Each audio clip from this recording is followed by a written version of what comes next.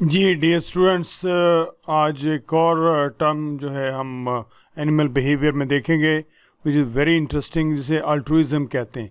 Sacrifice for others. बाज़ का जो एनिमल्स हैं वो अपने जीन्स को सेक्रीफाई करते हैं ताकि दूसरे इंडिविजुअल जो हैं उनके जीन्स जो हैं प्रॉपरली दूसरी जनरेशन में जा सकें और वो ख़ुद कुर्बानी देते हैं। The interaction in which an individual gives up or sacrifices some of its genes. The introduction in the interaction, दो animals के में interaction है, in which an individual gives up or sacrifice some of its own reproductive potential to benefit another individual is called altruism. अभी हम मिसालें पढ़ेंगे तो उससे आपको ज़्यादा वाज़ेह हो जाएगा कि किस तरह से दूसरे एनिमल्स को एक एनिमल हेल्प आउट करता है और अपनी ही स्पीशीज़ के एनिमल को ज़ाहिर है हेल्प करेगा कि वो उसकी रिप्रोडक्टिव सक्सेस बेहतर हो और उसके जीन जो हैं वो फैलें ज़्यादा। वो अपनी कुर्बानी देगा और जो दूसरा इंडिविजुअल उसकी हेल्प करेगा। An animal produce a large number of offspring. वो काफ़ी जो है वो ऑफस्प्रिंग प्रोड्यूस करता है, बच्चे बहुत सारे होते हैं एनिमल्स के। It makes him successful in a biological sense,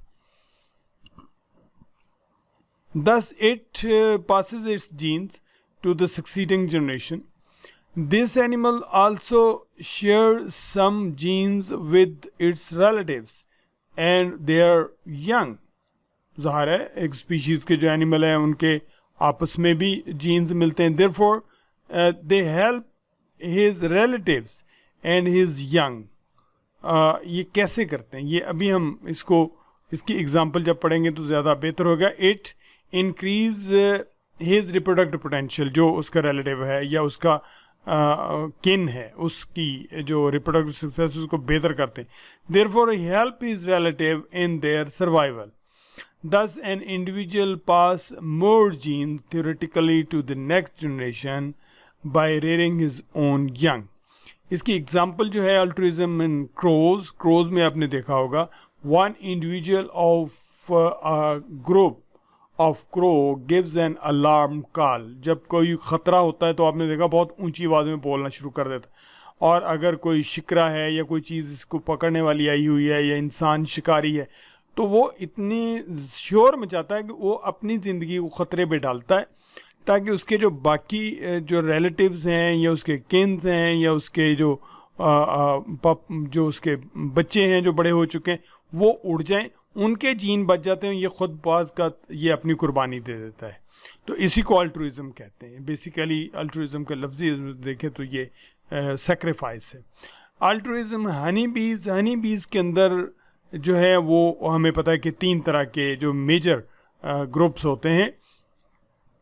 एक जो है altruism is also present in societies of Hymenoptera insects like honey bees. ये एक ग्रुप है हेमिनोप्टेरा, उसमें हनी बीज भी आती। The male drones are haploid. अच्छा, इसमें 3 मेजर ग्रुप होते हैं। ड्रोन्स होते हैं जो रिप्रोडक्टिवली एक्टिव होते हैं। उसके बाद आपको पता है कि इसके अंदर हनी बीज के अंदर जो वर्कर्स होते हैं जो डिप्लॉयड होते हैं लेकिन वो सेक्सुअल रिप्रोडक्टिव नहीं होते, वो स्टेराइल होते हैं। और क्वीन होती है, क्वीन भी डिप्लॉयड होती है और ये भी डिप्लॉयड होते हैं। तो क्वीन और जो वर्कर्स हैं इनके जीन्स जो हैं वो 75% मिलते हैं, जबकि जो ड्रोन्स हैं जो एक्चुअली एक्टिव हैं जो सेक्सुअली एक्टिव हैं उनके 50% मिलते हैं। तो उनके जीन्स कम मिलते हैं एज़ कम्पेयर टू ड्रोन्स। लेकिन ड्रोन्स का ये है कि वो एक्टिव नहीं होते सेक्सुअली, वो स्टेराइल होते हैं, ठीक है। इसलिए वो क्या करते हैं कि वो क्वीन को हेल्प आउट करते हैं कि वो ज़्यादा से ज़्यादा एग प्रोड्यूस करे। वो उसको फीडिंग करते हैं, वो उसको जो है वो रॉयल जेली लेके आते हैं, वो हनी लेके आते हैं और क्वीन को फीड करते हैं, उसकी खूब खिदमत करते हैं। वो ज़्यादा से ज़्यादा एग्स देगी तो उन एक्चुअली हो क्या रहा है कि 75% इनके जीन मिलते हैं आपस में, तो वो उन 75% जीन्स को बचाने की कोशिश कर रहे हैं। तो यही अल्ट्रुइज्म है।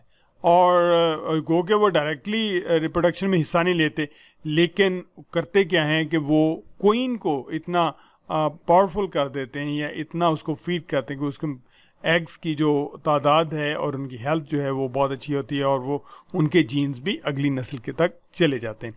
तो बेसिकली जीन्स को अगली नस्ल तक ले जाने में हेल्प करना और दूसरे इंडिविजुअल करना, इसी को अल्ट्रुइज्म कहते हैं। Thank you very much students, इसको ज़रा गौर से पढ़िएगा, देखिएगा, कॉन्सेप्ट नहीं समझ आएगी तो मुझे